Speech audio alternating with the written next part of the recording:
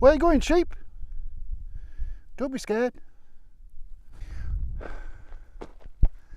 Well, here I am back at the Moortop Crossroads. I called it that, I don't think it's really called that. I've been in before, in a previous video. I'll put it up here and I'll put a link in the description. Last time I was here, it was freezing cold. It was like -2 or something. It was on that field tour of the moors I did. I think it was in February or March or sometime like that. And it was freezing cold up here. But now, look at this. Isn't that pretty? There's Fardingdales, the early warning station. Weird looking building, isn't it? But it's right now it's warm. It's like 20 degrees at the moment, and I'm on the way to the Beckhole Inn, which I was trying to do last time, but I couldn't get down the road I needed to go down. And this is it. If you can see that. And it's dry this time, so I should be all right. So I should be there in about an hour or so. And it's 8:20 now. Get there by 9:30. Have a pint. And I'll go over the river and hang my hammock. As you can see, I've got my rig with me. I've got my hammock with me today. Just quick overnight, and then back to Scarborough.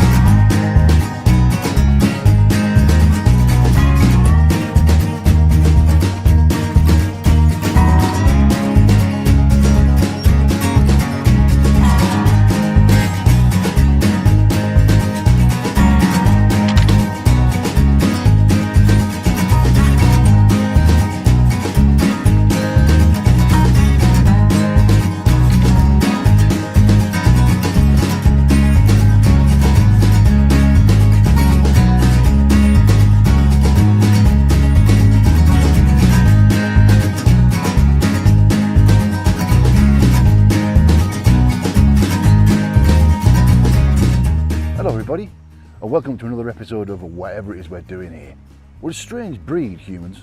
The conceit of being proud of our race, nationality, gender or sexuality is something that's never really sat well with me. It always makes me feel slightly uncomfortable to hear such declarations. I always feel compelled to ask the prideful what they actually mean, to justify it. See, people derive pride from accomplishment, generally their own or those of immediate family or close friends, our tribe, essentially. And unless you're attached to that accomplishment by blood, marriage or close friendship, a country, skin colour or genital variation isn't your tribe.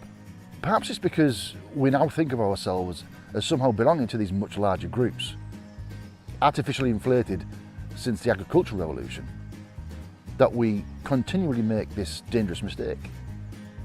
And governments giddily encourage and exploit the emotional anomaly to serve the ruling class. It shocks me more people aren't aware of how weird this is. But maybe the trees are too thick to see the forest. So I'm swinging in my hammock here. In case you didn't know, I'm in my hammock.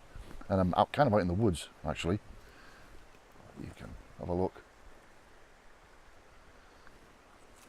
There you go.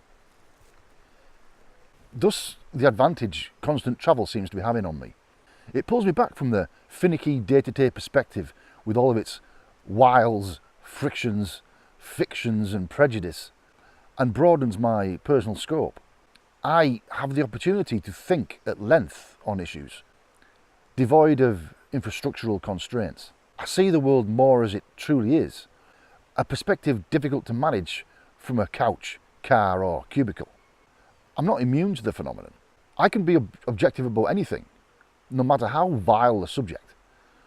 But patriotism used to creep back in every time the administrative region I ever more loosely affiliate with plays an international sport or an outsider insults it. The difference between me and most people, however, is I'm fully aware of this weakness. I've grown to the point now where I have to actually make an effort. I have to consciously narrow my perspective in order to get excited about an international game of rugby or the World Cup or whatever. Ride the tribal swells of emotion with the crowd. Once the game's over, I can relax that cognitive grip. The more I learn, the better I think, the looser it gets. Anytime another person can anger you with words, they then have an advantage. You become easier to manipulate. A skill not lost on politicians. Need some oil resources securing in a foreign country for the guys who financed your election campaign? Bring up a blood-stirring human rights issue. Portray them as decapitators or kiddie fiddlers. How dare those foreigners shag and kill people slightly different than we do? That's how you get decent folk to steal and murder on your behalf. What a mess.